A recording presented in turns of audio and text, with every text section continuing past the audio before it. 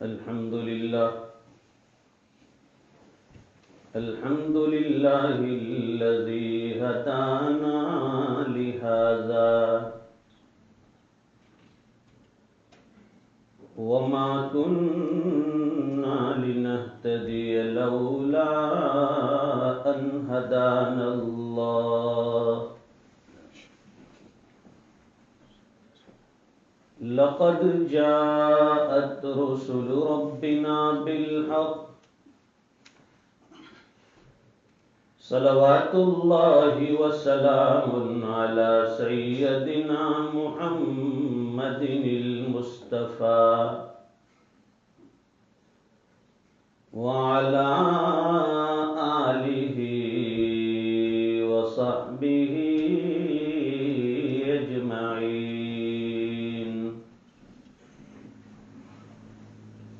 أما بعد فأعوذ بالله من الشيطان الرجيم. بسم الله الرحمن الرحيم.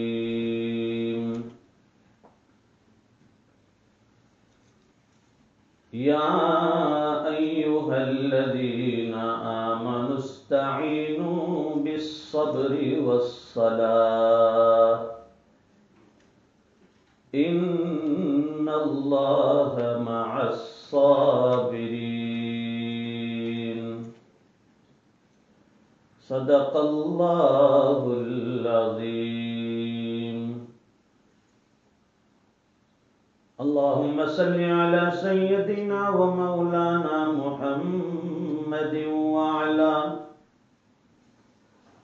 وعلى آل سيدنا محمد وبارك وسلم. بزرگان محترم، واجب التکریم حضرات علماء کرام، ملت اسلامیہ کے جوانوں اور دینی بھائیوں،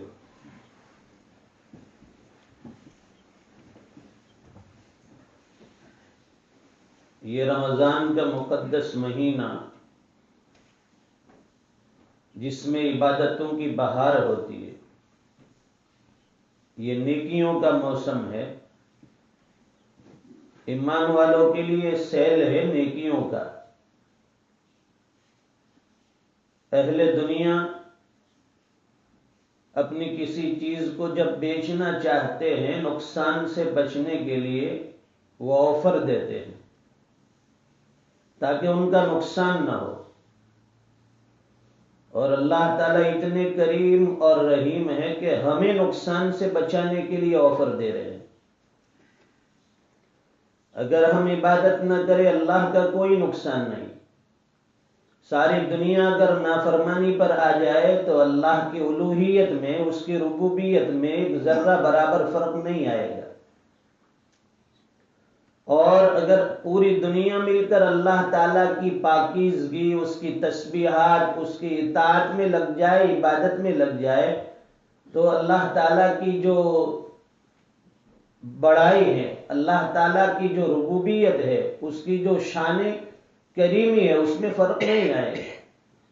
تو گویا اللہ تعالیٰ ایسا مبارک مہینہ عطا فرما کر ہمیں نقصان سے بچانا چاہ رہے ہیں کہ میرے ایمان والے بندو تم نقصان سے بچ جاؤ اور اس مہینے کی قدر کر کے تم زیادہ سے زیادہ اپنے نام اعمال میں نیکیاں جمع کر لو. ظاہر ہے کہ غیر رمضان میں جب عبادت ہوتی ہے تو اس کا ثواب اس کے حساب سے ملتا ہے، اور جب رمضان المبارک میں نیکیاں کی جاتی ہے تو اللہ تعالیٰ اپنی شان کریمی کے مطابق نوازتے ہیں. اور اس مہینے میں زیادہ سے زیادہ نمازوں کا اہتمام ہونا چاہیے، کثرت سے نوافل. دوسری عبادتیں اپنی جگہ صحیح ہے لیکن یہ جامع العبادت ہے نماز، اس لیے کہ اس میں قرآن کریم بھی پڑھا جاتا ہے. آپ دیکھ کر قرآن کریم پڑھیں گے، بیٹھ کر پڑھیں گے، ثواب ملے گا. لیکن جب اس کو نماز کی حالت میں پڑھیں گے قرآن کریم تو اس کے افادیت اور اس کے ثمرات اور بھی بڑھ جاتے ہیں۔ اور نماز ایسی عبادت ہے کہ اللہ تعالیٰ اس کی برکت سے انسان کو اور ایمان والوں کو گناہوں سے، بے حیائی سے بچا لیتے ہیں۔ قرآن کریم میں اللہ فرماتے ہیں ان الصلاۃ تنہی عن الفحشاء والمنکر، کہ بے شک یہ نماز بے حیائی سے اور برائی سے روک لیتی ہے۔ آدمی برائیوں سے بچ جاتا ہے، بے حیائیوں سے بچتا ہے۔ ہم بھی سال ہر سال سے نماز پڑھ رہے ہیں، لیکن ہماری نماز تو ہمیں نہیں روکتی بے حیائیوں سے، برائیوں سے۔ اس کی کیا وجہ ہے؟ تو علماء نے لکھا ہے کہ نماز بھی نماز کی طرح ہونی چاہیے۔ حدیث شریف میں آتا ہے اللہ قیامت کے دن فرمائیں گے اے بندے بتا دنیا سے کیا لے کر آیا؟ بندہ عرض کرے گا الہ العالمین میں تو کثرت سے نمازیں پڑھتا تھا، سجدے کرتا تھا، عبادتیں کرتا تھا۔ دیکھیے میری جبین پر، پیشانی پر نماز کے ٹیکے اور نشانیاں لگی ہوئی ہے، میں تو بڑا نمازی تھا۔ اللہ اس کی نماز کو اس کے منہ پر مار دیں گے کہ یہ تیری کوئی نماز نہیں ہے، یہ تو نے دکھلاوے کے لیے، ریاکاری کے لیے، شہرت کے لیے نمازیں پڑھی تاکہ تجھے لوگ نمازی کہے، بڑا نیک سمجھے۔ تجھے تو دنیا میں شہرت چاہیے تھی، وہ تجھے مل گئی۔ یہ نماز اس کے منہ پر مار دی جائے گی۔ تو بتلائیے پھر ایسی نماز ہمیں کہاں سے روکے گی؟ گناہوں سے، بے حیائی سے۔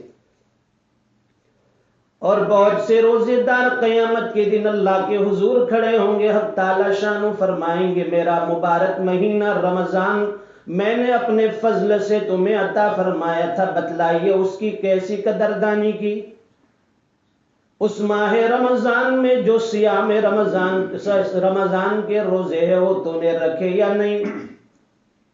بندہ عرض کرے گا الہ العالمین میرے نام اعمال میں دیکھ لیجئے کوئی رمضان ایسا نہیں گزرا جو میں روزے سے نہیں تھا، پابندی سے روزے رکھتا تھا، اور اس کے علاوہ نفل روزوں کا بھی اہتمام میرا رہا ہے۔ تو حق تعالی شانو فرمائیں گے تو روزے میرے لیے نہیں رکھتا تھا، بلکہ تو روزے تو رکھتا تھا، بھوکا پیاسا بھی رہتا تھا، لیکن ساتھ میں گناہ بھی کر لیا کرتا تھا۔ فرماتے کہ اللہ قیامت کے دن بہت سے روزے داروں کو فرمائیں گے کہ جاؤ تمہاری عبادتیں روزے ہمیں منظور نہیں۔ بہت سے روزے دار ایسے ہیں کہ ان کو حالت روزے میں سوائے بھوکے پیاسے رہنے کے کچھ حاصل نہیں ہوتا۔ وجہ یہی ہے کہ ساتھ میں گناہ بھی ہو رہے ہیں۔ اور یہ نماز اللہ تعالیٰ نے عطا فرمائی۔ اب یہ نماز اگر کوئی صحیح معنی میں نمازی بن کر پڑھے، اس کے آداب بجا لائے، سنن کی رعایت کرتے ہوئے خشوع اور خضوع کے ساتھ پڑھے، تو یہ نماز ہمیں گناہوں سے بچا لیتی ہے۔ ورنہ آج فتنے کے دور میں دوستو حال یہ ہے کہ مسجد سے قدم رکھتے ہیں، سامنے گناہوں کی دعوت ملتی ہے، نہ چاہتے ہوئے بھی آدمی گناہوں میں مبتلا ہو جاتا ہے۔ اس لیے حضرت ابو ذر غفاری رضی اللہ تعالی عنہ فرماتے ہیں کہ ایک مرتبہ جناب رسول اللہ صلی اللہ علیہ وسلم سردی کے موسم میں، ونٹر کا زمانہ تھا، آپ گھر سے باہر تشریف لائے، دیکھا کہ درختوں سے کثرت سے پتے جڑ رہے ہیں۔ ونٹر کے زمانے میں درختوں کے اوپر پتے نہیں ہوتے، وہ خالی ہو جاتے ہیں۔ فرماتے ہیں کہ سرکار باہر تشریف لائے، ایک درخت کی ٹہنی پکڑ کر اس کو حرکت دی تو اور بھی پتے گرنے لگے۔ جناب رسول اللہ صلی اللہ علیہ وسلم نے ارشاد فرمایا کہ جو بندہ دن میں 5 مرتبہ نماز پڑھ لیتا ہے، اخلاص کے ساتھ پڑھتا ہے، اللہ تعالیٰ اس کے گناہوں کو بھی اسی طرح مٹا دیتے ہیں، ختم کر دیتے ہیں، جیسے یہ درخت کے پتے گر کر ختم ہو جاتے ہیں۔ یہ نماز ایسی عبادت اللہ تعالیٰ نے ہمیں عطا فرمائی سرکار کے ذریعے، ایمان والوں کے لیے بہت بڑا تحفہ ہے۔ اللہ سے کنیکشن کا تعلق کا ایک ذریعہ ہے. جہاں آدمی نیت باندھتا ہے تو اللہ کے ساتھ اس کا کنیکشن ہو جاتا ہے. کسی اللہ والے سے کسی نے پوچھا کہ بھائی تمہاری ضرورت جب ہوتی ہے تو اپنی ضرورت کیسے پوری کرتے ہو؟ تو انہوں نے بتایا تو میں تو اللہ کے ساتھ ڈائریکٹ کنیکشن جوڑ لیتا ہوں. اللہ کا نمبر میرے پاس ہے، کانٹیکٹ نمبر. پوچھا کہ وہ کیسا؟ بھائی آج تک تو کسی کو نہیں ملا.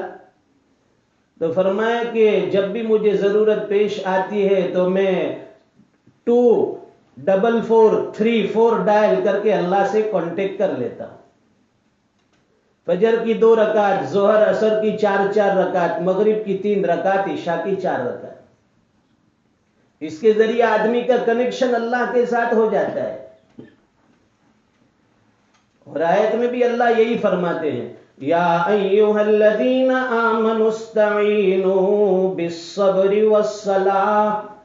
اے ایمان والو، اللہ سے نماز کے ذریعے اور صبر کے ذریعے استعانت طلب کرو، اللہ سے مدد مانگو. نماز بھی ایسی ہونی چاہیے جو نماز کہلانے کے لائق ہو. کیا وجہ ہے کہ سرکار جو ہے نبی معصوم ہوتے ہیں، بخشے بخشا ہے، پھر بھی روایت میں آتا ہے کہ سرکار اتنی کثرت سے نماز پڑھتے تھے کہ آپ کے قدم مبارک پر ورم ہو جاتا تھا، سوج کر موٹے ہو جاتے تھے. اتنا نمازوں کی حالت میں کھڑے رہتے تھے. ہمیں بتلانے کے لیے امت کو کہ کہیں تم نماز کی حالت میں کھڑے رہ کر تھک نہ جاؤ. تو نماز بھی ہو، یعنی نماز کا اہتمام اور گناہوں سے اجتناب، تب جا کر اللہ تعالیٰ کے ساتھ کبھی تعلق ہوگا.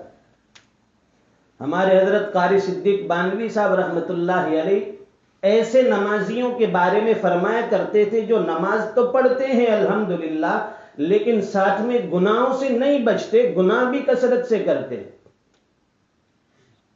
وہ بہت اچھے اشعار شاعر بھی تھے.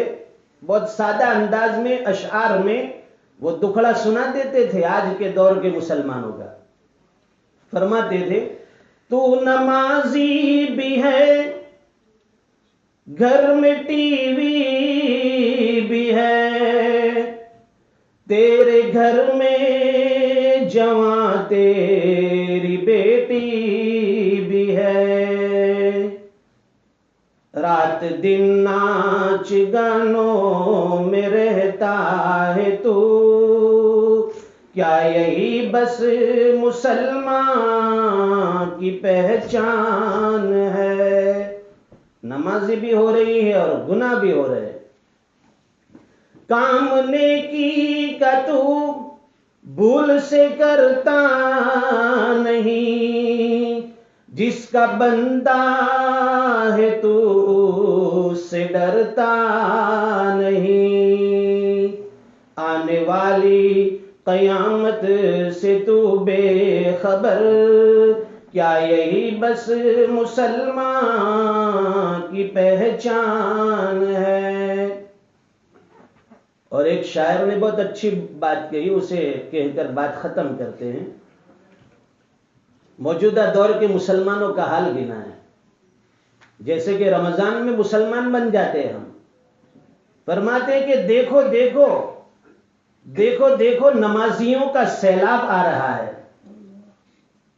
دیکھو دیکھو نمازیوں کا سیلاب آ رہا ہے، لگتا ہے اب رمضان آ رہا ہے.